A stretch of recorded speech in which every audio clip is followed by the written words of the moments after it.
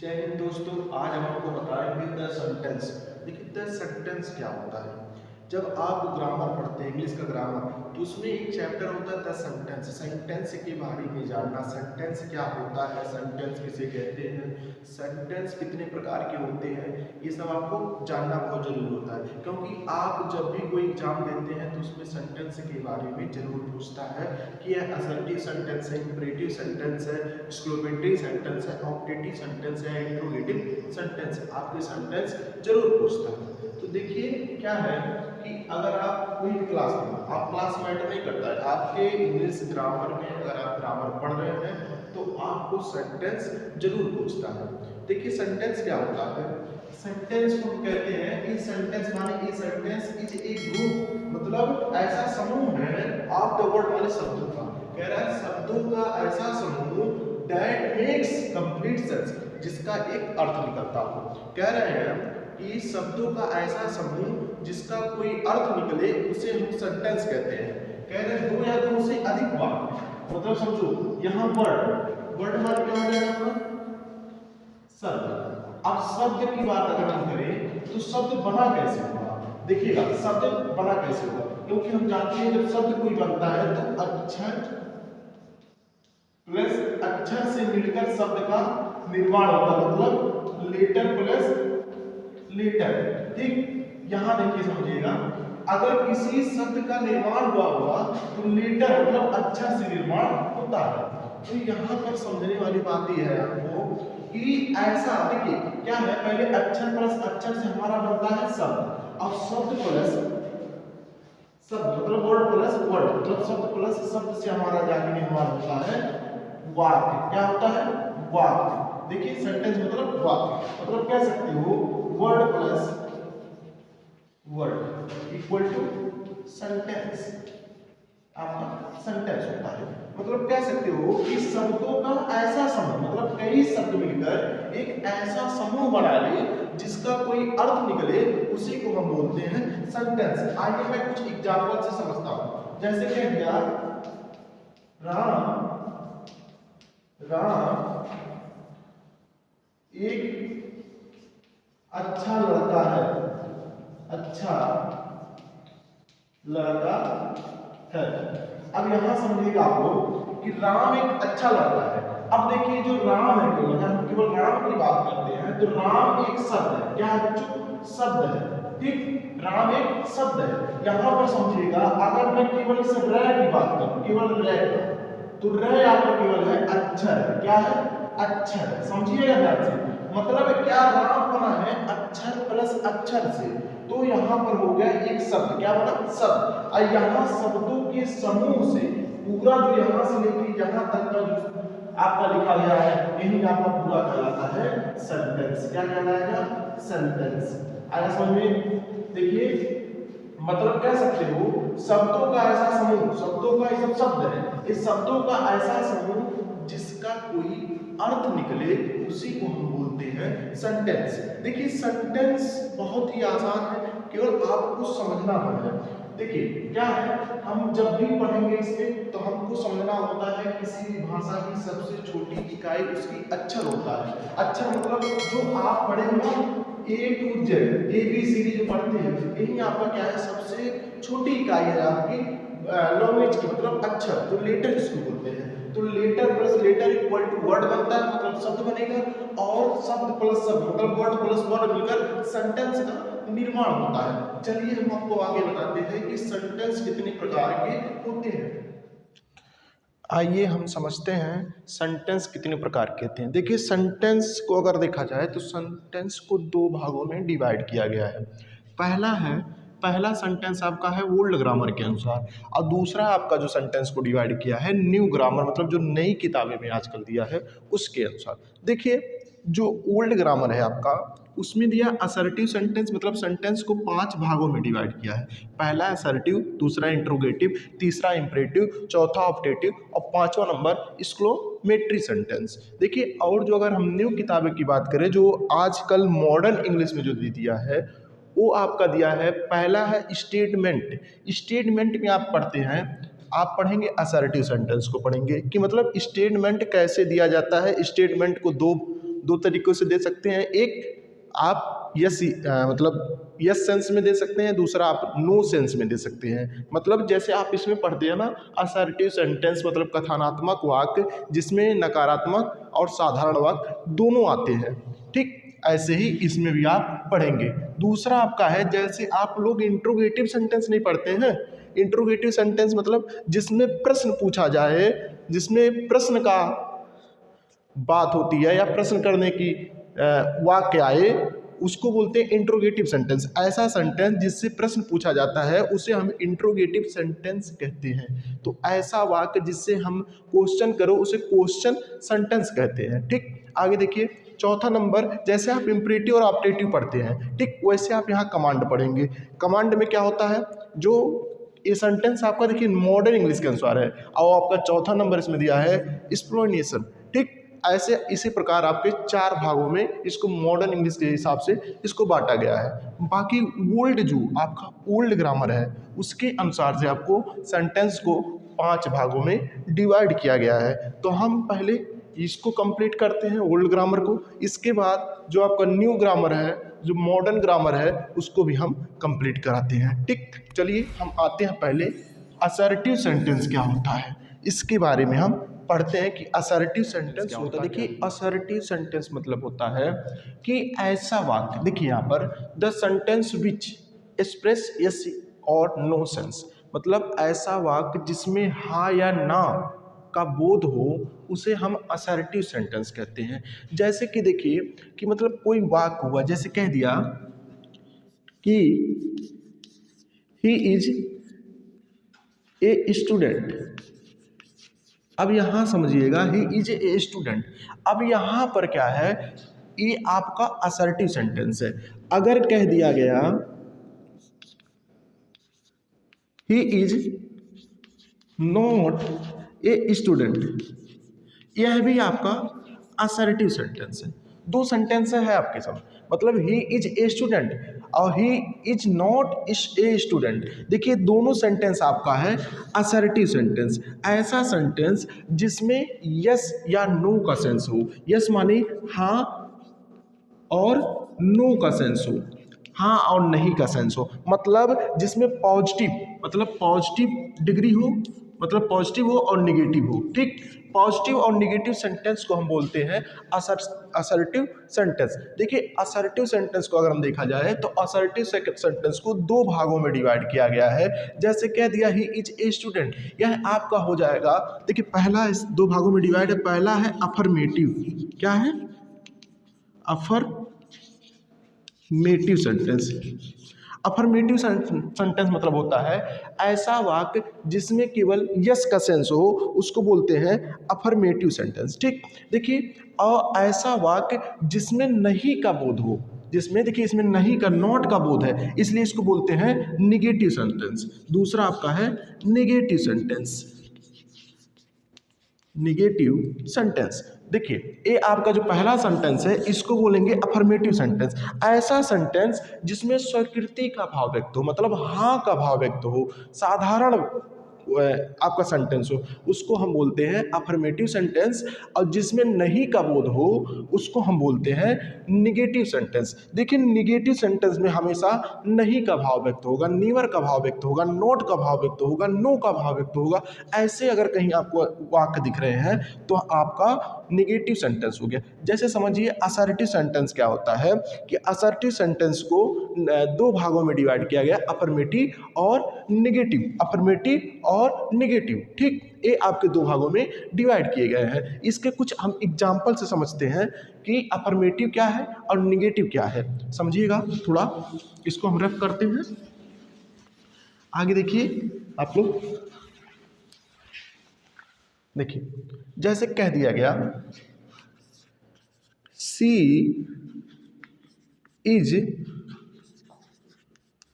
Cooking food, देखिए सी is cooking food. अब यहाँ पर देखिए, यहाँ नॉट का प्रयोग नहीं किया गया है, यहाँ नहीं आ रहा है, यहाँ पर क्या हो रहा है, सी इज कुकिंग फूड, मतलब है अफर्मेटिव सेंटेंस है, क्योंकि जिसमें नहीं का भाव व्यक्त ना हो वह आपका असर्टिव सेंटेंस होगा। देखिए यहाँ पर कि सी इज कुकिंग फूड मतलब वो खाना बना रही है, तो ये आपका हो जाएगा अफर्मेटिव सेंटेंस। ठीक, यहाँ होगा अफर्मेटिव सेंटेंस। ठीक, आगे देखिए, अगर कह दिया गया she is not cooking food, she is not cooking food, तो यह आपका हो जाएगा निगेटिव सेंटेंस। क्यों? क्योंकि देखिए यहाँ पर नॉट का प्रयोग किया गया, इसलिए यहाँ आपका निगेटिव सेंटेंस हो जाएगा। आया समझ में? चलिए अगला एग्जांपल हम आपको बताते हैं। जैसे कह दिया ही राइट्स, एग्जांपल देखिए, ही writes a letter, he writes a letter। अब यह आपका हो जाएगा आपका असर्टिव सेंटेंस। असर्टिव सेंटेंस मतलब जिसमें यस या नो का भाव व्यक्त हो उसको बोलेंगे हम असर्टिव सेंटेंस। असर्टिव सेंटेंस दो प्रकार के होते हैं, पहला होता है अफर्मेटिव सेंटेंस और दूसरा होता है निगेटिव सेंटेंस जिसमें नॉट का भाव व्यक्त हो। जैसे कह दिया ही does not write a letter। अब यहाँ देखिए, ये जो आपका है अफर्मेटिव सेंटेंस है और जिसमें नॉट का प्रयोग किया गया है, यह आपका निगेटिव सेंटेंस है। यहाँ पर आशा है कि आपका ये असर्टिव सेंटेंस यहाँ पर कंप्लीट होता है। ठीक, आगे चलिए हम बताते हैं कि आपका इसके बाद इंट्रोगेटिव सेंटेंस किसे कहते हैं। इंट्रोगेटिव सेंटेंस मतलब होता है प्रश्नवाचक वाक्य, जिसको हिंदी में बोलते हैं प्रश्नवाचक वाक्य। The sentence which is use to asked या आस्क क्वेश्चन, मतलब ऐसा सेंटेंस जो प्रश्न पूछने के लिए प्रयोग किया जाता है उसे हम इंट्रोगेटिव सेंटेंस कहते हैं। या ऐसा वाक्य जिससे प्रश्न पूछा जाए उसे हम प्रश्नवाचक वाक्य कहते हैं। देखिए अगर हम इंट्रोगेटिव सेंटेंस की बात करते हैं तो इंट्रोगेटिव सेंटेंस आपके दो प्रकार के होते हैं।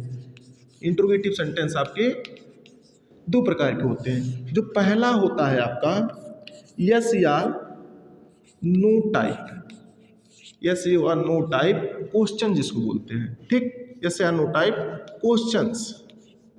और दूसरा आपका होता है, दूसरा प्रकार डब्ल्यू एच टाइप क्वेश्चंस।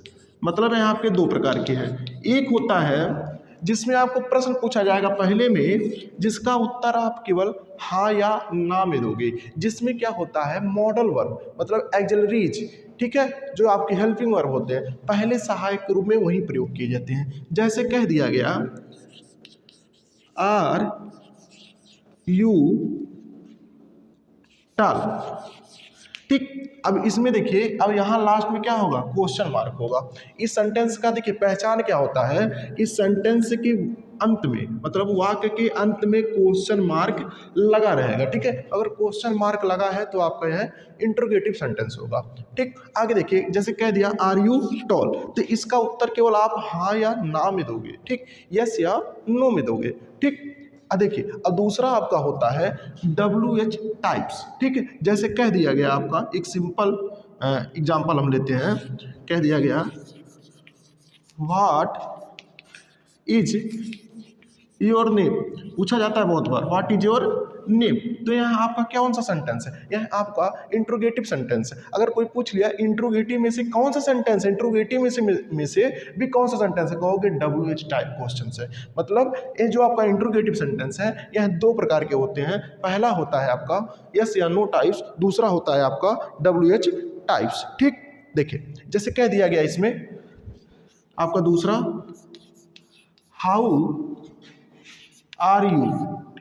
ठीक, हाउ आर यू।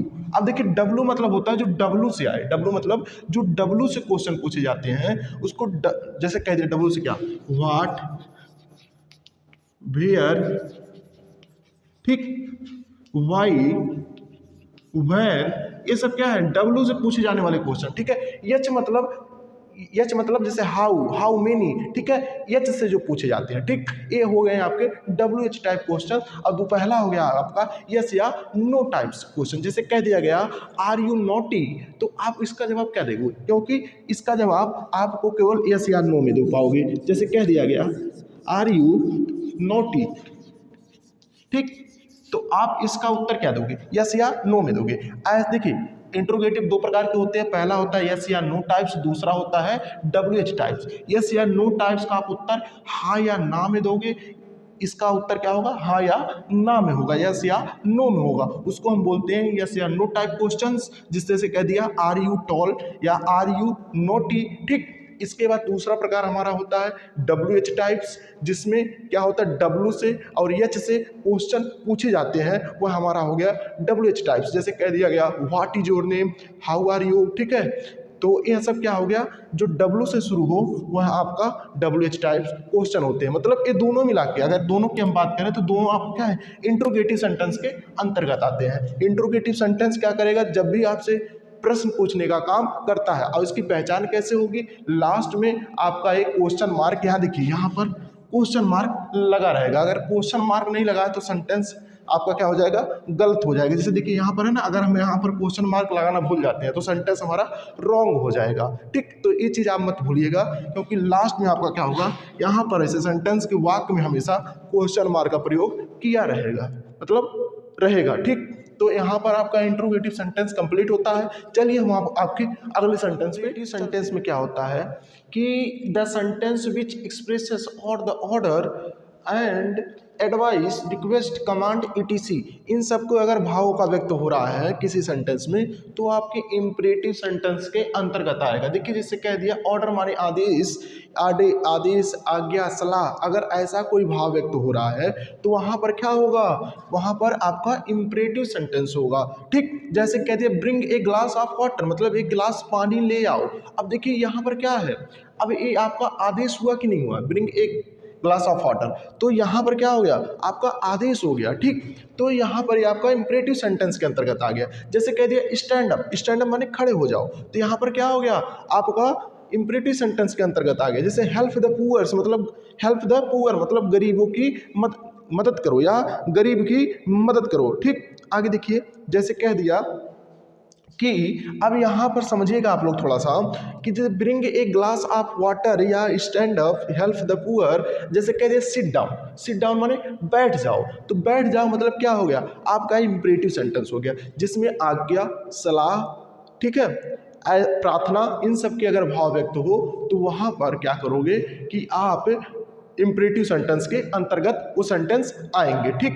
जैसे देखिए यहाँ पर कह दिया गया bring a glass of water, stand up, help the poors. अब आपके इम्परेटिव सेंटेंस भी दो प्रकार के होते हैं। पहला होता है आपका, देखिए अफर्मेटिव, आपका पहला होता है यहाँ पर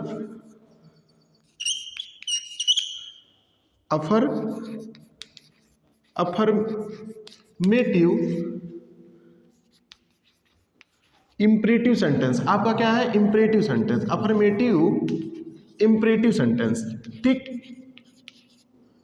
आपका पहला है अफर्मेटिव इम्परेटिव सेंटेंस। ये जो आपका है, ये जो तीनों सेंटेंस लिखा गया है इसमें हो गया अफर्मेटिव इम्परेटिव सेंटेंस। लेकिन अगर कह दिया गया don't bring a glass of water या डोंट स्टैंड अप या डू नॉट स्टैंड अप, ठीक, तो यहाँ पर हो जाएगा अगर कह दिया डू नॉट, ठीक, देखिए चौक नहीं चला सही से, do not stand up, stand up, तो यहाँ हो जाएगा आपका स्टैंड अप, तो यहाँ पर आपका हो जाएगा नेगेटिव इम्परेटिव सेंटेंस। मतलब आपके इम्परेटिव सेंटेंस दो प्रकार के होते हैं। जैसे आप लोगों ने असर्टिव सेंटेंस पढ़ा था, दो प्रकार के अफर्मेटिव, अगर अफर्मेटिव का भाव इसमें व्यक्त हो रहा है तो यहाँ हो जाएगा अफर्मेटिव इम्परेटिव सेंटेंस।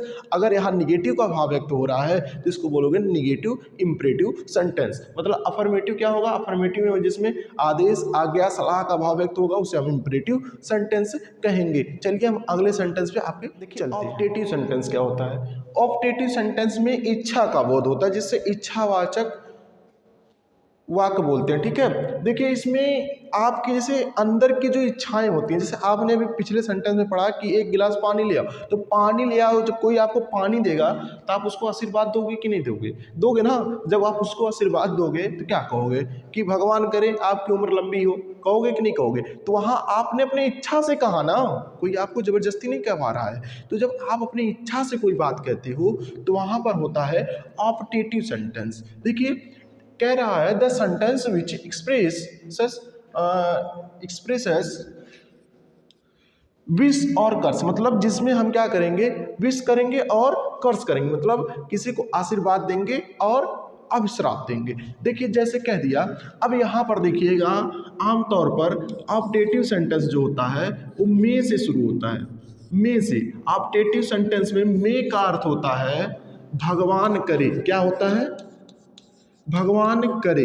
लेकिन कहोगे सर ये तो एक्सिलरीज है, अगर ये आपका मी इंट्रोगेटिव में आता है तो इसका अर्थ हो जाता है क्या?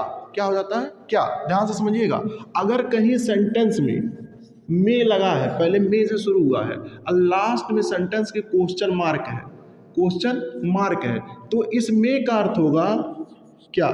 जैसे कहते हो मे आई कम इन सर, तो वहां पर होता है लास्ट में क्वेश्चन मार्क, हो जाता है इंट्रोगेटिव, तब इस मे का अर्थ हो जाता है क्या। लेकिन अगर मे से शुरू है आपका सेंटेंस, ठीक है, और लास्ट में एक्सप्लेनेशन का मार्क, मतलब आपका विस्माद बोधक का चिन्ह लगा हुआ है, तब इस में का अर्थ होता है भगवान करे। ठीक, समझ में आया? यहाँ पर कोई कंफ्यूजन मत पालिएगा आप लोग। ठीक, भगवान करे। ठीक, अब इसका मतलब मत कह देना कि मे आई कम इन सर, मतलब भगवान करे मैं अंदर आ जाऊं, इसका अर्थ नहीं होगा। इसका अर्थ होगा क्या मैं अंदर आ सकता हूं। ठीक, इधर देखो, आगे देखिए, इस अगर कहीं लास्ट में चिन्ह आपका विस्माद बोधक का लगा है तो इस मे का अर्थ हो जाएगा भगवान करे। जैसे कह दिया, इसमें आमतौर पे सेंटेंस मे से शुरू होते हैं। May you live long, live long. देखिए मे यू लिव लॉन्ग, मतलब भगवान करे आपकी उम्र दीर्घायु हो, मतलब आपकी उम्र लंबी हो। ठीक, अगर आप देखिए ध्यान से समझिएगा, अगर यहाँ पर मे नहीं दिया है, अगर सब्जेक्ट के रूप में मे का प्रयोग यहाँ नहीं हुआ है, अगर यहाँ मे नहीं दिया है, तब भी आप अगर इसको पढ़ते हैं यू लिव लॉन्ग और लास्ट में आपका विस्मादि बोधक का चिन्ह लगा है, तो आपका अर्थ वही होगा कि भगवान करे आपकी उम्र लंबी हो। यहाँ पर क्या होगा, यू छिपा रहेगा, मतलब मे छिपा रहेगा। ठीक, आगे देखिए, जैसे कह दिया, अब देखिए यह आपका विष हो गया। क्या हो गया? यह आपका विष हो गया। ठीक, अगर जैसे कह दिया, दूसरी सेंटेंस की बात करें, may you go to hell, तो यहाँ पर हो जाएगा ये आपका कर्स हो जाएगा कि भगवान करे आप नरक में जाओ। तो यहाँ पर देखिए, ये अपने इच्छा से कहोगे। अगर किसी को आप श्राप दोगे कि भगवान करे आप नरक में जाओ, तो क्या हो जाएगा? ये आपकी इच्छा है ना, तभी तो कह रहे हैं। जैसे कह दिया मे यू डाई सून, तो क्या डाई सून मतलब आप किसी को कहोगे कि आप जल्दी मर जाओ, तो यहाँ आपकी अपनी इच्छा से कहोगे, किसी के दबाव में नहीं कहोगे। ठीक है, तो यह आपका ऑप्टेटिव सेंटेंस होगा। ठीक, ऑप्टेटिव सेंटेंस क्या होता है? जिसमें आप अपनी इच्छा से कोई बात करते हैं, किसी को आशीर्वाद देते हैं या आप श्राप देते हैं। ठीक, तो वो जो सेंटेंस आपका होता है उसी को हम बोलते हैं ऑप्टेटिव सेंटेंस। आप ऑप्टेटिव सेंटेंस पहचानोगे कैसे? लास्ट में आपका ये एक्सप्लेनेशन का मार्क दिया रहेगा, मतलब विस्मादि बोधक का चिन्ह दिया रहेगा, और सेंटेंस आमतौर पे मे से शुरू होंगे। अगर मे से नहीं शुरू होंगे तो लास्ट में आपका जो एक्सप्लेनेशन का मार्क दिया है आपका दिया रहेगा। ठीक, और जब भी सेंटेंस का आप अर्थ निकालोगे तो इसमें क्या होगा, आशीर्वाद और अभिश्राप का भाव व्यक्त होगा, उसी को हम बोलेंगे ऑप्टेटिव सेंटेंस। ठीक, एक्सक्लेमेटरी सेंटेंस। देखिए एक्सक्लेमेटरी सेंटेंस क्या होता है कि देखिए इसमें क्या होता है कि एक्सक्लेमेटरी सेंटेंस में सडनली आपके दिमाग में विचार आता है, ऐसा आप पहले से सोच कर नहीं बैठे होते हैं। जैसे कह दिया गया कि मान लीजिए कोई आपका मित्र है, ठीक, अब उस मित्र की आप बातों को नहीं सुने, वो कोई बात आपसे कह रहा है, ठीक, तो उसने क्या किया, आपको खींच के एक तमाचा मार दिया। जब आप खींच के एक तमाचा मार दिया तो क्या आपके दिमाग में कुछ गोल्डन वर्ड आएंगे, उसके लिए कुछ आप गोल्डन गोल्डन वर्ड कहेंगे, ठीक। तो जब आप उसको गोल्डन वर्ड कहेंगे तो क्या आपने पहले से सोच के रखा था उस गोल्डन वर्ड को, मैं इसको गोल्डन वर्ड कहूँगा, कुछ अच्छी बातें कहूँगा, जो आपको तमाचा उसने खींच के मार दिया? नहीं ना, आपके दिमाग में अचानक आया, सडनली आया, ठीक है, आपने उसको कह दिया तुरंत, ठीक। वही जो सडनली आपके दिमाग में आपके जो आता है उसी को हम बोलते हैं एक्सक्लेमेटरी सेंटेंस। जैसे कह दिया गया the sentence which expresses some sudden feelings of mind, मतलब आपके दिमाग में अचानक आने वाले फीलिंग्स, मतलब आपका क्या, जैसे कि जॉय माने खुशी, सारो माने दुख, सरप्राइज माने आश्चर्य, देखिए आगे देखिए, सस्पेंस माने आपका संदेह, हेट माने घृणा, एफ्लॉस, वंडर, ये सब क्या है, वंडर माने आश्चर्य भी होता है। देखिए ये सब क्या है, जो आपके दिमाग में जो चीज़ें आती हैं एक बैग आएंगी, मतलब आपने पहले से इसके बारे में कोई प्लान नहीं किया रहेगा। जैसे कह दिया गया हुर्रा, ठीक, हुर्रा किसी खुशी या कोई प्रसन्नता दिखाने के लिए बोलते हैं, ठीक।